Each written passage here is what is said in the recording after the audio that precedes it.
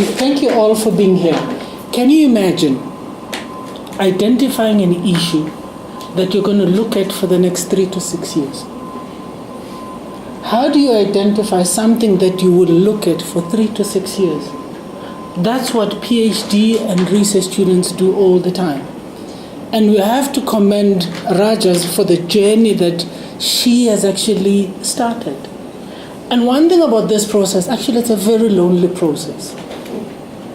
And what you are here, and we are hoping that some of you have interested in PhD, some of you have actually completed your PhD study. So you are here to contribute, to help it to think. It's almost like a group brainstorming. She will present her study, what inspired it, what methodologies and approach that she has decided to choose. And would please ask deep, intense questions. In this journey is that you need to probe.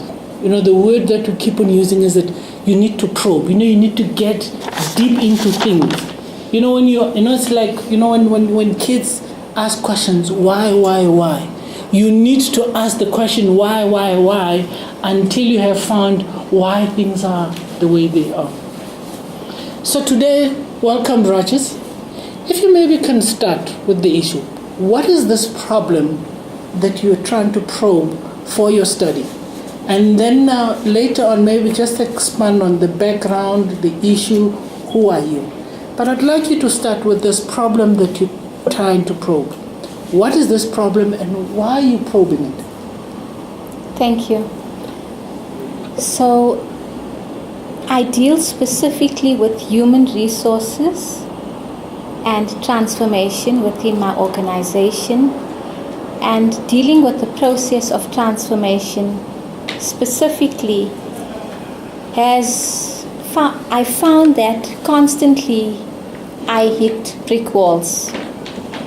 Specifically from a perspective of an employer, because we're spending large sums of money, and it doesn't make sense because some 20 years later we still find that we have a high unemployment rate. So if we look at the recent statistics, as at the last quarter of 2018, the unemployment rate is sitting at 27.2%. Notwithstanding the fact that we have legislation that has been created as part of a transformation drive in order to foster socio-economic transformation. Okay. So this is what specifically inspired me. Okay. And I find that we've got this piece or pieces of legislation, but the reality of it is we're not moving beyond the legislation. Okay. Now, just tell us about your background in this study. Why did you decide to get involved in PhD and the methodology or approach that you decided to choose for the study? So, I deal, as I've indicated, with human resources and transformation. It is very important for me to be in a position of information, to have a very good, sound and in-depth knowledge of my topic so that I can be the expert within the organization and I can be the one that could give advice, specifically from a transformation perspective, because it is a business imperative. If your scorecard is poor, it has negative consequences in terms of business. Okay. Further to this, I enjoy transformation. I'm a person that loves social justice, but it has to make sense. And I found just dabbling into this legislation that we have all these great pieces of legislation. It's all great on paper. And South Africa's transformation legislation is founded on socio-economic redress, trying to improve the lives of people that were previously marginalized. And I myself I've lived through that history. So living through the history, working with the subject, actually made me want to do this. I have a legal degree, and I'm also skilled in human resources, and I thought it would just be a very nice to have a well-rounded transformation background, and why not pursue a study, a PhD study, because I would be knowledgeable on the subject. Just elaborate on your research now. What is your focus? Are you focusing on companies? Are you focusing on policy issues or organizational issues? My focus primarily is on policy content analysis, specifically the Skills Development Act, the BBBEE codes in relation exclusively to the pillar of skills development. However, having said that, my research also would involve interviews, semi-structured interviews with relevant stakeholders such as verification and analysts, government, CETAs, and people that deal specifically with skills development from a human resources perspective as well as from a transformation perspective. Now, philosophically, when you're engaging in research, especially in an academic setting, it's important to have a clear philosophical stance. You're familiar with the terms ontology and epistemology? Yes. Can you tell us about your ontological stance and epistemological perspective? Okay, so I think I would have covered my ontological stance briefly earlier on. My beliefs, values, and experiences are related specifically to my historical journey in South Africa, as well as legislation post-1994. The fact that I am the implementer of this process within my organization, coupled with the fact that there are different perceptions that I got to meet as I work with transformation, and the impact it has on organizations, and specifically the organization I work with, and therefore it would have an impact on all other organizations. So that is where I'm coming from. Okay. In terms of my relationship with the study, it goes to where I come from. My journey is specifically in relation to my social constructs, dabbling with the legislation and pieces of the legislation and how it impacts. Okay. Now, are you doing a qualitative or quantitative study? My study would be mixed methodology. Okay. I would be dealing specifically with qualitative in terms of my research question relating to interviews, semi-structured interviews as I've indicated, as well as statistical information. BEE is all about numbers. It's very quantitative. Having said that, at the same time, if we look at organizations that have to be measured from a BEE perspective, it is left in the hands of a verification analyst. And this verification analyst is not the government. So after government has created this lovely policy of transformation, it is for business. Corporates are the instrument of transformation. Yet having said that, it is merely a numerical data that is looked at. Nobody looks at the qualitative measures that are put in place by companies. The verification analyst does not sit with the organization and say, okay, what measures have you put in place? Instead, it's a tick box exercise. How much have you spent on skills development? What is this in relation to the levies? How many learnerships have you embarked on? It's all a numerical exercise. Now, having said that, so many people have become part of the process of learnerships, yet so many people remain unemployed. So the NQF system was a great system that was introduced in terms of portability of skills, transferring it across any spectrum of a sector, but the reality of it is we still find people unemployed. And yes, the NQF system was the one system that allowed and catered for three categories of people: pre-employed, employed, as well as unemployed. And all of this burden, this is placed on corporates. And as time goes on, so we've had the first BE codes in 2003, and in 2013 we've seen the revised BE codes come into play.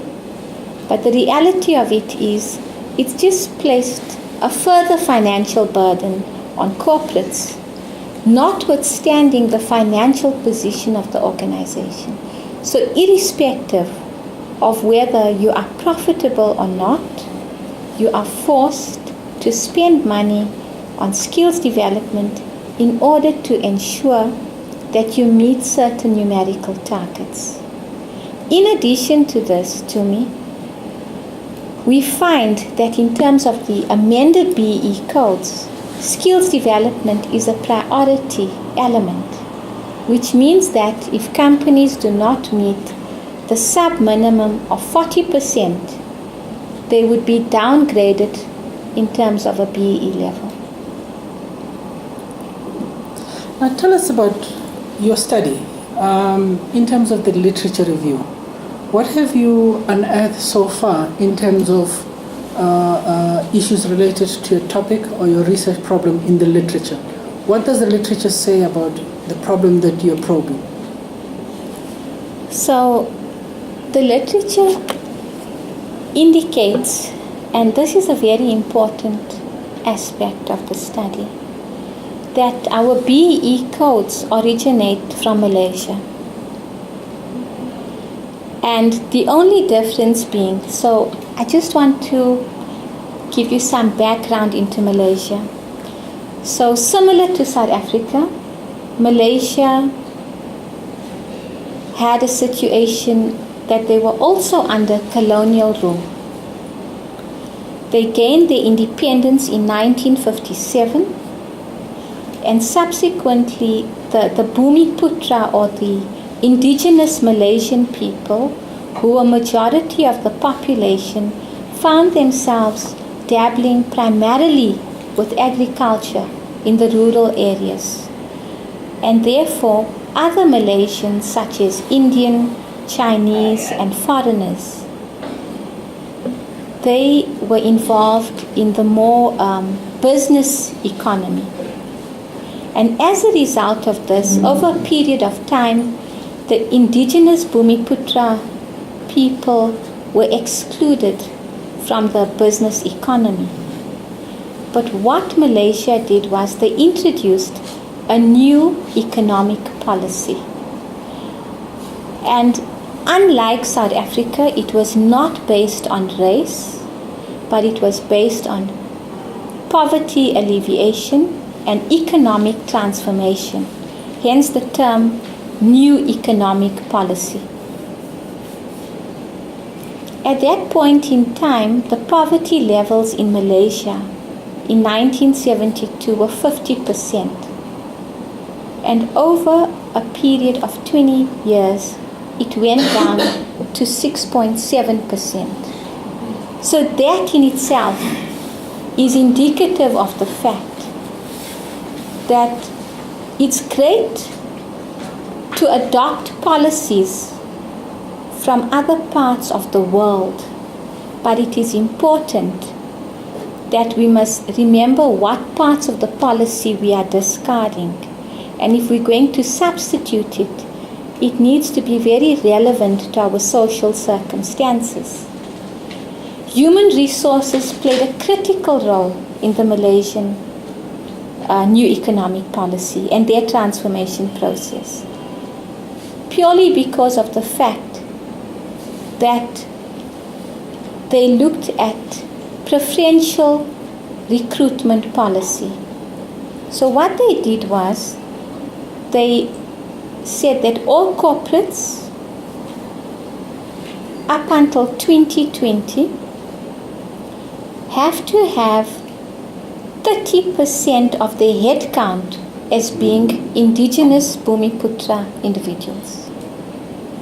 Furthermore, foreign direct investment, unlike South Africa, was not disregarded. Instead,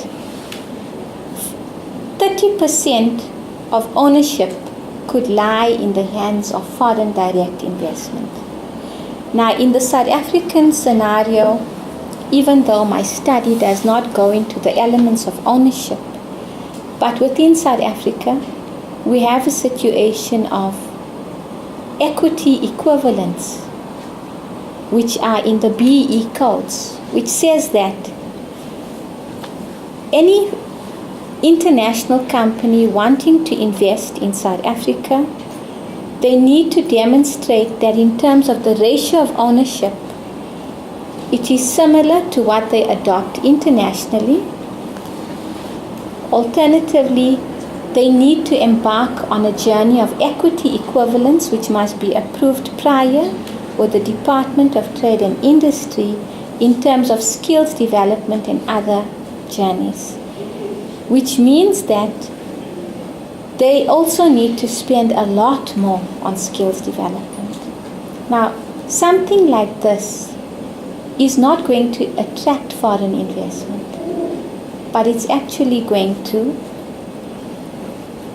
ensure that foreign investment shies away from South Africa.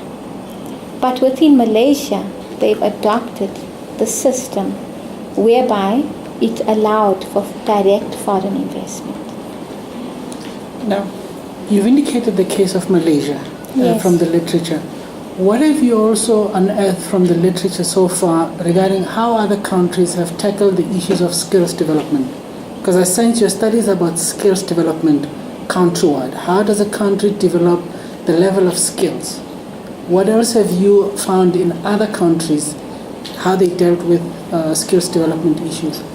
So a very good country, or if we look at the Asian tiger economies, South Korea, Singapore, etc., they've also looked at skills development from a low skills base. But the reality of it is, in South Africa, we have a problem in that we have a stigma that is attached to low skills. So menial tasks we shy away from. And we need to start changing that perception. And this allowed the Asian economies to be very profitable. They started at back to basics and they looked at a demand. Was there a demand for a commodity? And if there was, do they have the equivalent skill? And if they don't, they develop the skill so that they could align a skill with the demand. In South Africa, we do not for a moment consider the demand.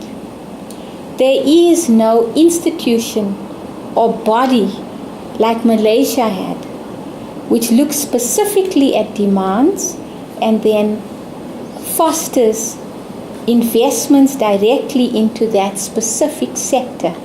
And they actually assist in terms of the funding. Now, through your journey so far, what has been the most challenging aspect for you? Everything. What is everything? Just tell us. This is an open platform. We are here to help you. We just need to help you to get to understand some of those things. Maybe some of the people who went through the same process can give you ideas about how they tackle them. What has been the main challenges or the key learning points for you so far? So I must say that I found that preparing for this Curiosita has been phenomenal.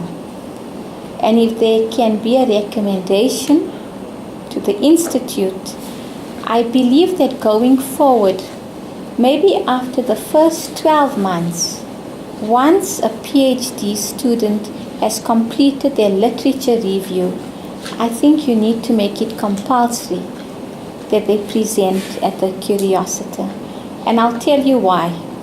Notwithstanding the fact that your supervisor constantly tells you, go back to chapter 1, go back, you skim over it because you feel, listen, I know this.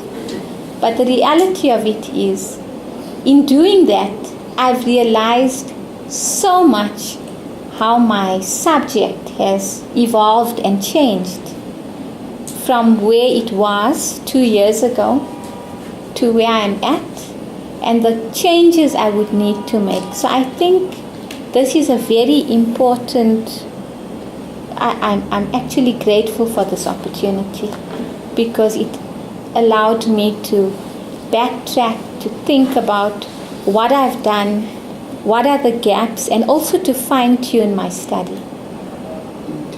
I'd like to take this opportunity to open up questions to the other people here. You've heard the problem that she is dealing with. Any questions for Rajas? Any questions of inquiry? Yes. My name is Maurice Okunu. DRC refugee. I lead an organization called African Initiative. So through your presentation, somewhere you mentioned about the skill development. How did you reach the skill development?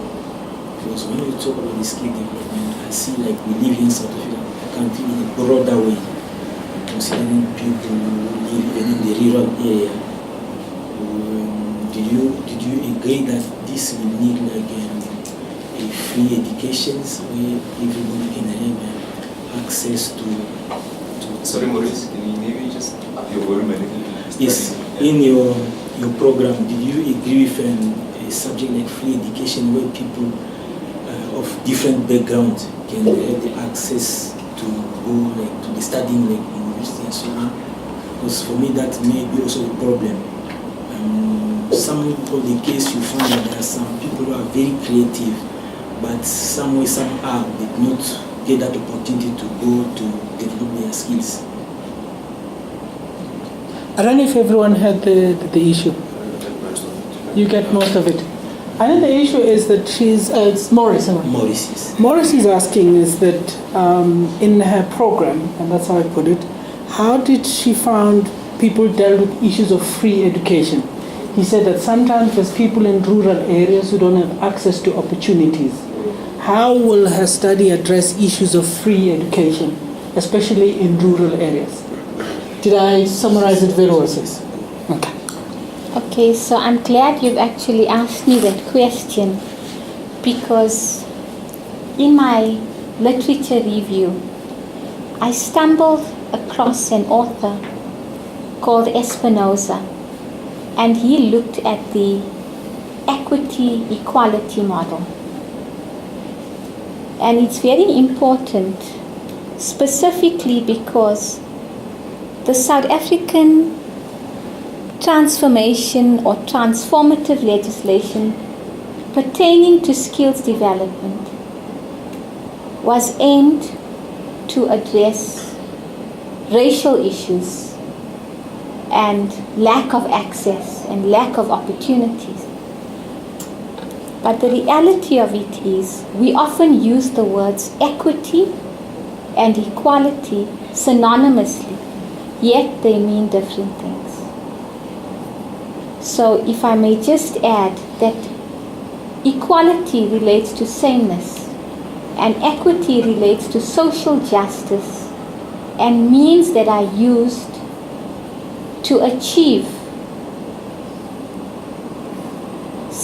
a sort of sameness where people were previously deprived individuals so that they can compete at an even level or equal level with people that were privileged. Now, coming to the issue of the Espinoza's model, it goes to speak to the fact that everybody may have equal access to education. But that does not mean that equal access equates to equal outcomes. And we find that in South Africa, that even in the Skills Development Act as well as the Skills Development Pillar in the BEE codes, they do not address the additional resources or additional interventions that need to be put in place in order to get to equal outcomes. And what is very important is that equality of access will not automatically result in equal outcomes, as we've seen. So we can all have access to the education, but it does not mean that we will all attain the same things, because your social context frames the outcome. And further to this, as long as that there is not adequate resources that is going to address the issues of previously disadvantaged individuals, we will find that inequality will increase and equity as well. Inequity. We will find inequitable outcomes. So having said that, if you look at the Skills Development Act, it tells us very, very, basically, and it is founded on the fact that access to education is left in the hands of corporates. They are the instruments that are used in order to achieve and facilitate transformation in South Africa. And having said that, they are going to have to spend money. And by saying that, the reality of it is, if you look at the transformation scorecard, it doesn't address these things. It does not address the qualitative interventions that need to be put in place. It deals specifically with numerical issues, and transformation holistically is not measured. I'm not sure if I've addressed you, but if I can just, in closing on that point, say to you that in rural areas, the individuals there have been far less privileged. But if we give everybody the same thing without addressing their inefficiencies, they will not be in a better position. More resources need to be thrown in.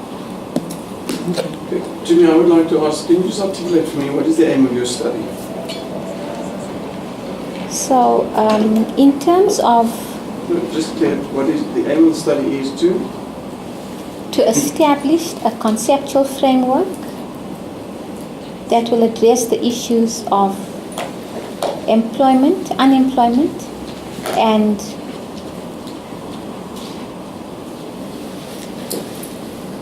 skill shortage. Okay, so you want to create a framework to address unemployment and skills deficiencies. Yes. And from a PhD point of view, I hear you say a lot around transformation, and I see you then again saying a lot around transformation in specific context, which is South Africa, and transformation with very specific reference to BEE. Are you writing a thesis for a global audience? It's a South African perspective, but I do believe it would be for a global audience. Because I'm a bit concerned. I almost want to say, I understand ontologically where you come from, but I'm also concerned that you may get stuck. Because the thesis is about building a logical argument. And I would then want to know what is the logical argument for those two things, unemployment and skills development. of which I could logically see that BE is a part somewhere here. But I almost was wondering at some point, mustn't you rather say you want to do a critical review of BE in South Africa? Because your whole focus is around that. And I'm not sure that that will address the aim if the study is unemployment and skills deficiencies. Because the BE lens is just one of multiple lenses that must be addressed. So that's the one comment that I would like to make, and therefore wonder whether you, as Da Vinci being a Mode 2 institution, I'm curious to know to what extent you're going to have a transdisciplinary approach in looking at these windows towards these two pieces. Because I hear that you come very much from one window. There's one window, the important window, but there's one window. And the more you talk, I hear that window. I hear that window. This is a Mode 2 institution. It is about promoting a transdisciplinary perspective. I heard you talk around Malaysia, and I embrace that notion. I think Malaysia has done extremely good. But again, then one must almost ask, do you want to compare Malaysia with South Africa? Because as you spoke, I was wondering, maybe she wants to do a comparison, Malaysia, South Africa. So be careful what you say is your aim, and how is your actions and your objectives going to make that aim come true. So that would be a second comment that I want to make. I'm still curious to know, what is the qualitative methods that you're going to use? So I would be doing semi-structured interviews with various stakeholders, including government. So is that your methodology? So the methodology will be mixed methodology, because I'd also be looking at quantitative. No, but I want you to unpack that a bit, because if you say structured interview or semi-structured interview, that's a tool. So I was a bit more curious, what is the methodology, what is the mode of inquiry that you're going to use? You get grounded theory, you get case studies. Initially I was going to do a case study, but I don't believe so any longer. Specifically, and I will support you there. I'm very, very critical of case studies at a PhD level.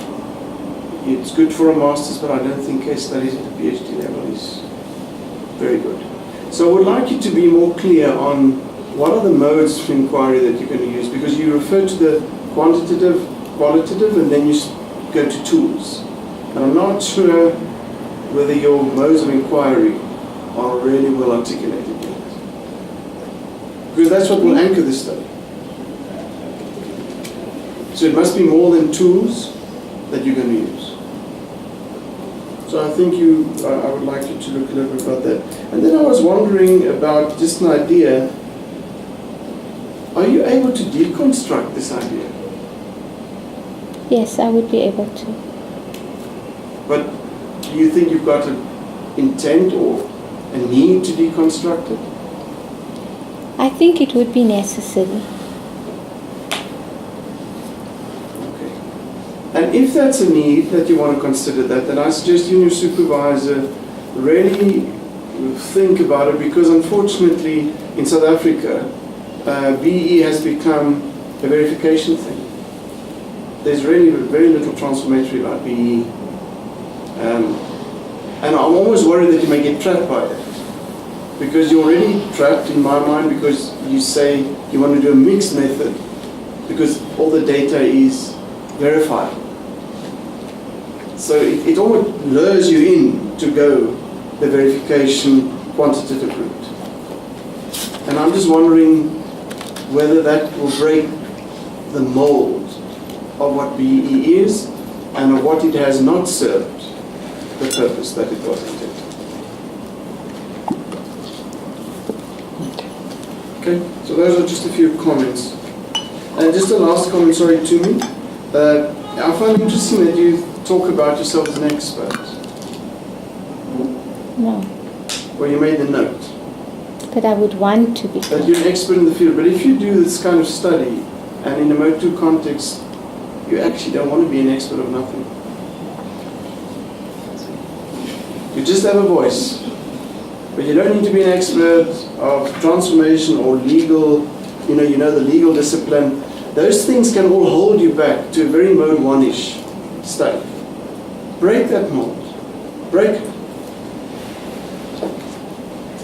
So I will just call for more rigor in how you're going to build your logic, your argument. And don't let the logic trap you in an expert channel of facts. Only. Thanks, Jimmy. Thank you, Prof. Benny. As you can see through this process, part of going through a PhD is actually reflecting on thinking why you think the way you think. You know, there are certain things that we talk about, you know, even in business practice, you know. In fact, when you ask them, what does it mean? People actually cannot tell you. You know, you get to a meeting where people are talking about, no, we're making an impact. When you ask them, what do you mean? Most of them will tell you, yeah, we mean impact. and some of them, you ask the question as, even a simple question, what business you're in. You know, I remember a few years ago, we were, dealing with a case study of where somebody was, this person loved baking. And as they were baking, and they would sell it in a nicely wrapped, packaging and the things. And then somebody asked me, what business are you in? They said, no, I'm in the baking business. Then somebody said, but why are people buying you cookies? And then you realize that actually people are buying them because they want to give them as gifts. So basically they were in a gift business. They were just wrapping it's just that the gift happened to be cookies that was made them unique. So instead of actually buying a card from Cardi's or other businesses, they were coming to buy because it was something unique. So going through a PhD journey, it's even questioning why you think the way you think. So even when you're talking about a research methodology, we're always telling people is like, you're making a case for the statements that you're making. When you say that your ontology, is that you're a realist ontological stance, why is it and how is it relevant for your research study? So as we're helping Rajas to think, let us help her reflect. Let her understand that she is not in the baking business, she is in the gifting business. Anybody else? Any other question? But I'm listening to you, Dumi. I don't know. It's my opinion about this. It's baking mainly, and then the packaging is another element probably to make it attractive. I can buy cookies for myself just for eating, not for giving. So how do I classify the business to be a gift? Well, let me just touch on to this. Yeah. Are car manufacturers in the car manufacturing business or in the mobile business for the future? The car. Is banking in banking or are they in IT technology? Yes. Mm-hmm. So the boundaries, I think all the point he wants to make is things have shifted. And one must be, and in a Mode 2 context, that's a very freeing and a very empowering idea. I don't need to worry whether I'm solely in this business. I should actually be aware what are all the other systems that are interrelated to this. So that I don't need even to be worried, am I in banking or I can be in banking and packaging. But I think we come from a history where we want to claim, I am in this space. And I think we must be cautious for that. And it's limiting. It's very relative where you are. You see, when you engage in a PhD journey, you need to make a case about why you're thinking the way you're thinking. Imagine this way. Today, if I want to travel anywhere in the country, I don't go to a travel agency. Where do I go? Google, Internet. Or if people don't have access to internet, where do they go? Checkers, Spar, Pick n Pay. I can go and buy an airline ticket at Pick n Pay. I'm making my groceries and I go internet. So what business is Checkers in? So now, it's important now as you engage, especially in your research journey, you have to make a case about why you think the way you are thinking. And you need to demonstrate the ability that you have probed enough, you have looked at these issues from different angles, that you're able to express yourself in a logical and systematic manner. So have you thought about how you think the way you think? Why you say the things that you're thinking about? Why is Rajas thinking that here is a skills development problem in the country? Has she looked at it from different angles to explain to it for an international audience to understand, is it a problem? Is it something that would keep her interest for the next 3 to 4 years? When you're listening to Rajas, does she present an idea that seems like something that she can be able to, probe? And we literally use the word probe. One thing in research, if there is a solution to the problem, then you haven't identified a researchable problem. And one thing we need to at least make you aware, it's a hard process to find a researchable a problem. It's not an easy thing. Questioning why you think the way you do, how you came to the position of where you came to. What do you believe about truth? Do you believe truth is socially constructed, or truth it doesn't exist there? So now there is a systematic way in which you think and you present your case. Any other question? Any other input for Rajas? Yes, sir. You first, and then next. Anybody else?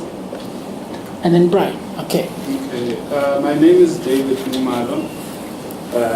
I'm here on behalf of Lusito Leadership Institute.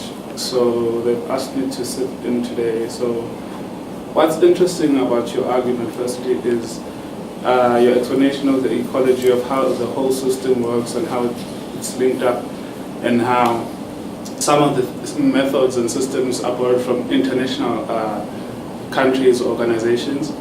So one problem I'd like to cite, maybe that I'm not sure if you're aware or not aware of, is the induction process, whereby you get governments or companies saying we're training 1 million entrepreneurs or we're training 1 million bricklayers or whatever, but there are no companies that are in need of those skills. So you find that you get millions of people having those skills, but there are no companies that actually need those skills. Those skills are not in demand.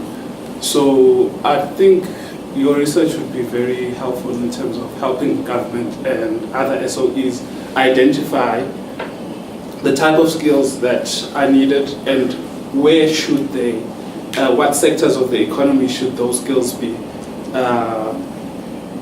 funded, or I don't know, for lack of a better word, maybe I lost it. Maybe let's just have David to think through. Are you talking about the issue of there's a mismatch in terms of the skills we're developing and the demand for the skills that is required? Perfect. Okay. I don't know if you have a response to David's... I think he makes a valid point, and that is the issue pertaining to numerical targets that the BE skills development pillar specifically requires of corporates. But having said that, corporates do that from a compliance perspective, notwithstanding the fact there isn't a demand. So you make a valid point, and yes, it would be interesting to identify a solution for that. Yes, because currently there are a lot of SOEs, especially out of the CBD area, there are a lot of SOEs that are currently consulting a lot of people, trying to figure out how can they uplift the communities that they are in. A lot of SOEs find that they have to hire people out of the communities that they are in, because the people in the communities that they are in are not skilled or do not have the skills to be hired or employed in the companies. And you find that for whatever project they're doing at that particular time, they get people that they can hire or they can train, but after that project is complete, those people that they've trained, because of the project has moved somewhere else, no longer have jobs. Okay. Can we go to you, sir, and then Brian? My question is it's more on, it's based on the fact that in the country, generally there are people who come up with solutions, and after a solution has been put on the table, a lot of us will go and look at the solution and not be very happy with it. Then we get caught up in that analysis paralysis of a situation, but we don't hear what should be a better solution for it. One of the concerns that you rightfully highlighted is that there are costs associated with this. Companies are incurring a lot of costs, and your concern is this might just be a deterrent for FDIs as well coming into the country. The question I'm having there is what would be a bigger deterrent between an investor wanting to come into a country and realizing that you've got low levels of skills for the people that you're supposed to employ, vis-a-vis the fact that you have, because these taxes have been levied for the longest of time, they might be increasing. A lot of companies we're just not implementing, and government is trying to force companies now to make sure that you implement these things so that we can solve the problems that we're facing as a country. So the question there is just to say, have you so far come across emerging themes or possible scenarios that will say this should be a much better approach for a country like ours, given the historical imbalances that we're having to address as a country? So at this point in time, I'm leaning towards an equity equality model that could in fact be part of the transformation scorecard. But transformation itself should not be a quantitative exercise. It should be something that is very meaningful. And employers, when they are being verified, one needs to go beyond numerical targets. It needs to be thought out processes, and maybe along the lines of, for a period of 3 years, like you have employment equity plans, what is your plan for the next 3 years on skills development? Because by doing that, you're dealing with other issues such as succession planning within your organization, and dealing with issues like promotions, employment equity at the same time, etc. So possibly looking at long-term transformation scorecards as opposed to short-term, you've got 12 months, in this financial year, this is what you need to achieve, etc. It becomes very onerous, and at the same time, it also will not be meaningful. Furthermore, at this point in time, the transformative legislation does not recognize individual development plans.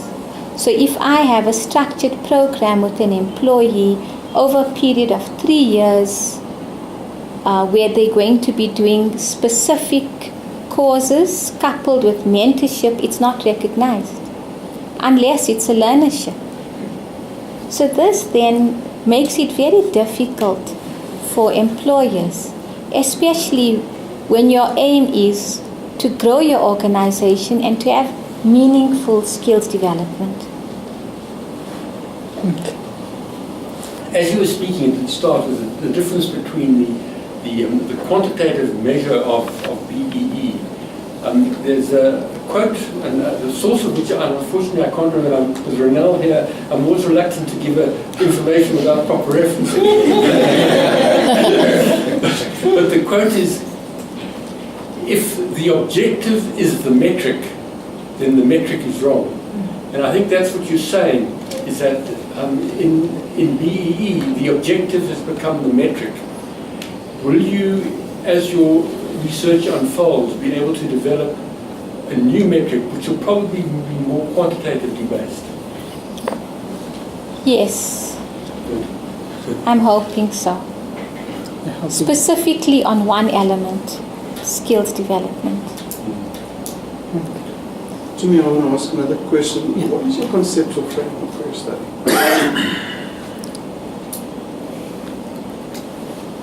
Next question. Is there anybody else who wants to ask a question? I just wanted to make a comment, or maybe Yeah. just add to what the gentleman said. My name is Karima. Hi, Karim, how are you? Good, thank you. Good. I work in the transformation field.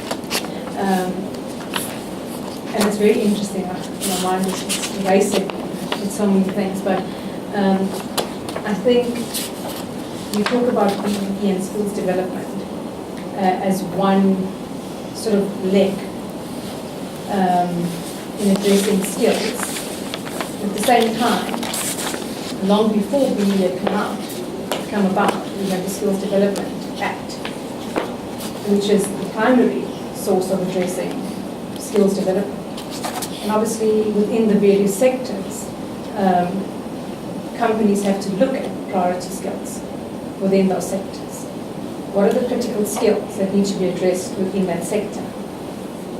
And I would think that obviously the BEE then policy would then leverage that within that sector.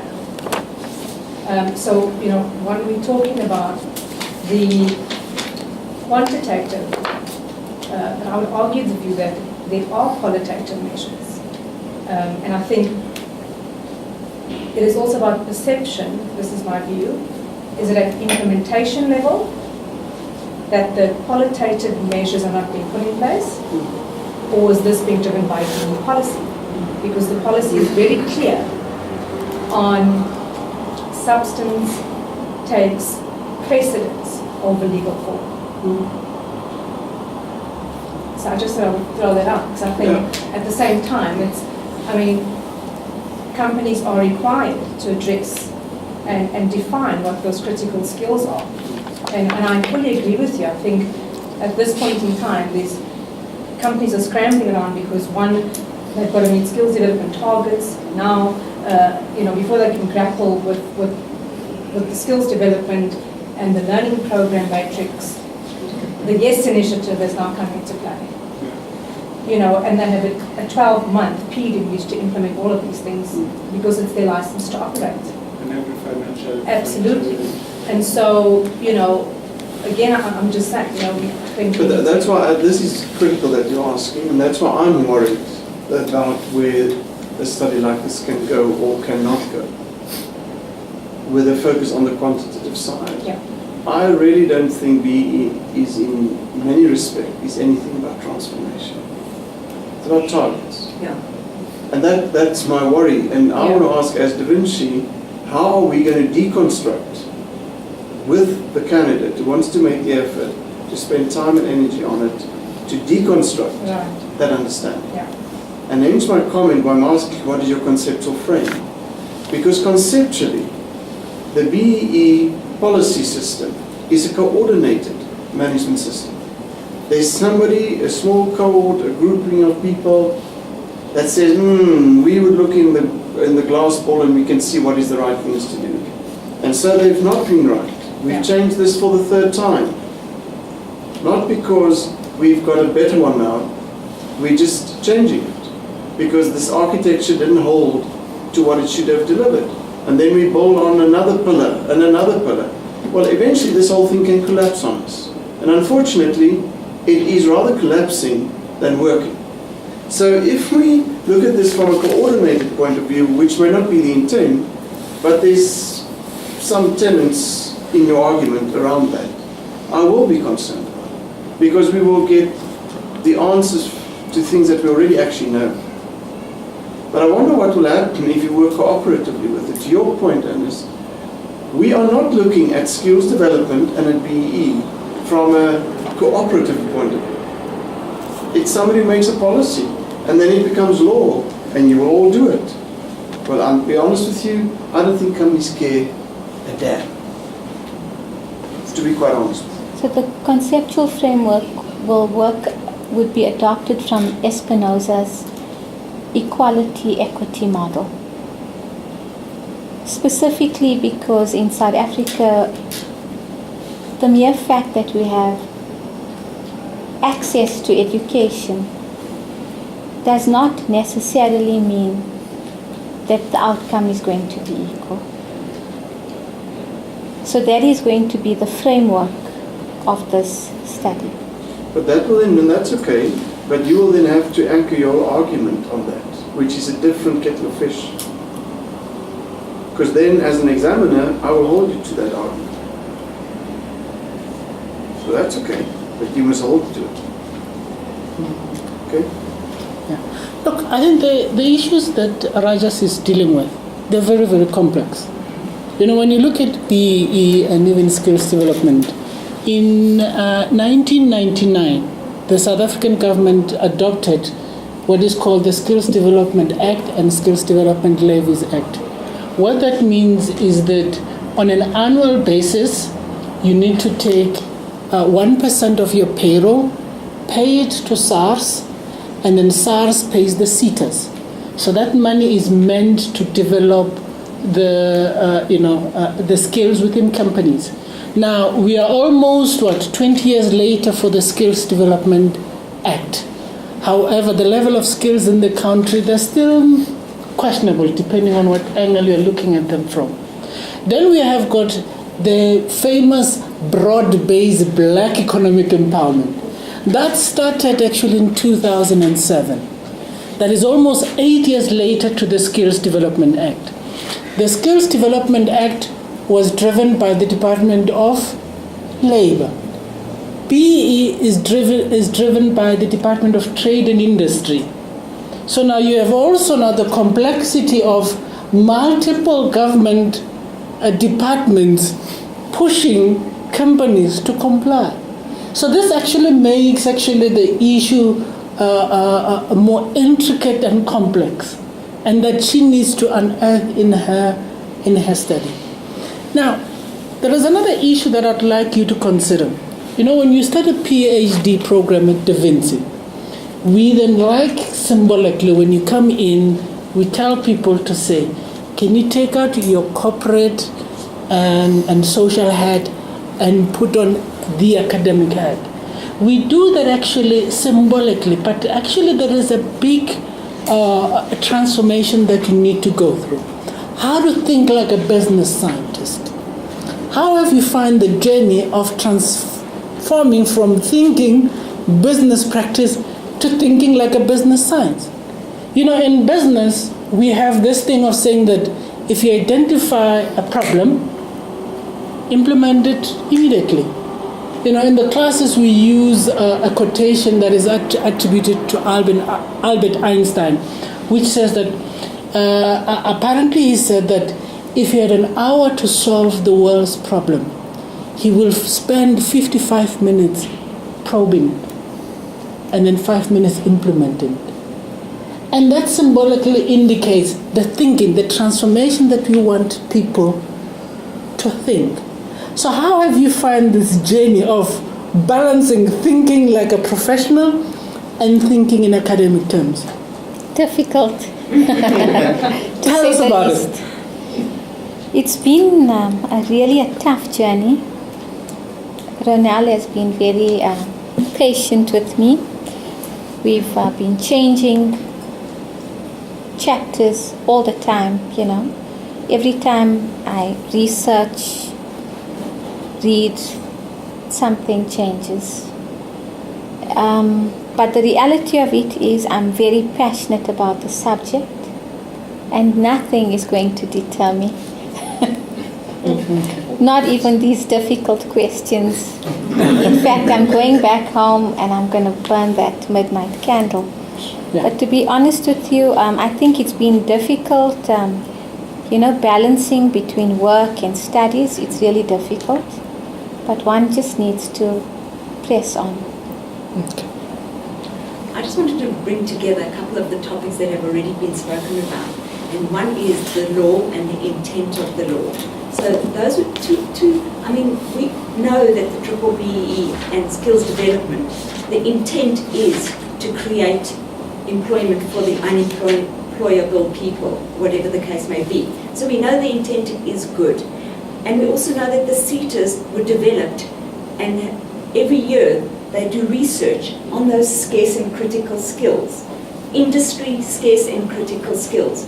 But what we're not seeing is the matching of those scarce and critical skills to the BE codes of conduct. I'm a compliance and an ethics officer.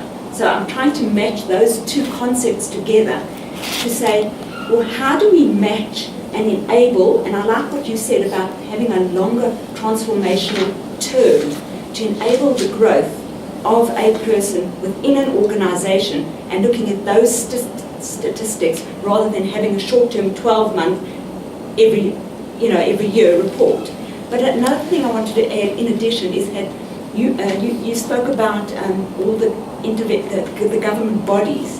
What we haven't spoken about is the financial institutions and FISCA. They too are regulating what skills are needed by the industries. And that also comes to play. And if you don't have those skills within those industries, you won't get employed in those particular areas. So it goes against almost what Triple BE is doing, because it's contrary. It's actually telling us what you have to have in conjunction to maybe tick box exercises. Just anybody else before I just ask comment and a question on two issues. Anybody else? Now, just in closing, there is an issue that I'd like you to consider. Sometimes we talk about the issue of skills, and yet we don't talk about issues of talent management and performance management. Because then now you need to at least find a way of how do you address the issue of, people are talking war for talent. How do you get people developed? Where is the link between, the talent management and the skill that you're probing? And I'd also, one of the critical things that makes actually a PhD unique is that a PhD contributes something new into the knowledge space. So now I'd like you to think about what is the gap, what is this gap that you have identified in the knowledge space? And because then your study should be filling that need. So and I think that's one of the things that you didn't come out clear, because that's one of the things that makes a PhD unique. It's a contribution to the knowledge, to the body of knowledge. What are you bringing to the body of knowledge? Ladies and gentlemen, thank you for your time and your contribution. Tsepo, thank you for the times.